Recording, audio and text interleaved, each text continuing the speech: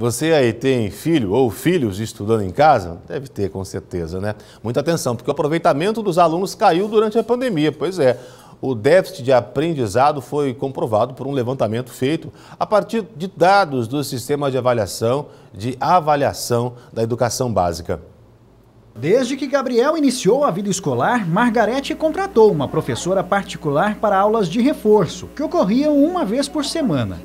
Depois que a pandemia alterou o método de ensino, ela sentiu a necessidade de redobrar o conteúdo semanal. Não é da mesma maneira do que quando as aulas eram presenciais. E aí eu já tinha a pedagoga Monize, já com ele, já nos anos anteriores, a uma vez por semana, eu tive que aumentar a 2 vezes por semana, porque realmente eu fui percebendo que a dificuldade dele era maior em relação agora com essas aulas online, né? E mesmo voltando à forma híbrida, teve também esse problema também em relação à dificuldade dele. Quem acompanha Gabriel é a Monize. Ela atua na área há 8 anos e conta que desde março do ano passado a demanda aumentou drasticamente. Ela já contava com 3 auxiliares e precisou dobrar este número para atender todos os pais interessados pelo serviço. Depois da pandemia, a gente já teve um outro perfil de aluno, um aluno que sempre acompanhou a sala, mas que quando começou o online, ele já não conseguiu mais. Ele já houve um bloqueio.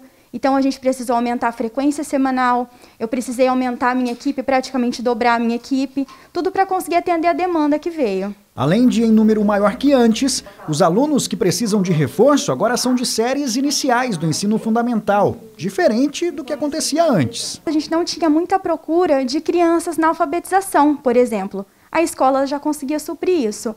Depois da pandemia, crianças que estavam em processo de alfabetização ou de pré-alfabetização não conseguiram, porque o online ele não supriu essa necessidade. Então, nós precisamos entrar mais forte aí para trabalhar com essa alfabetização. Segundo um estudo divulgado pelo Instituto Unibanco, que analisou as perdas geradas no aprendizado pela pandemia, os alunos que concluíram a 2ª série do ensino médio em 2020 possivelmente iniciaram a 3ª série com habilidade em matemática 10 pontos abaixo do que teriam conseguido caso o método de ensino não tivesse sido prejudicado. Em língua portuguesa, a perda estimada é de 9 pontos. Para referência, um aluno aprende ao longo de todo o ensino médio, em média, 20 pontos em língua portuguesa e 15 em matemática.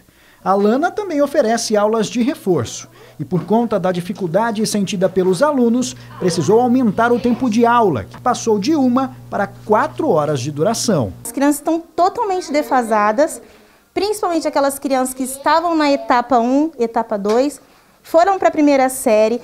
Na 1ª série tiveram um mês e meio de aula e depois pandemia. Então agora foram para o 2º ano sem saber ler e escrever. É um caso grave. A gente precisa ter todo um planejamento, novos esquemas para ver como que a gente vai fazer em sala de aula.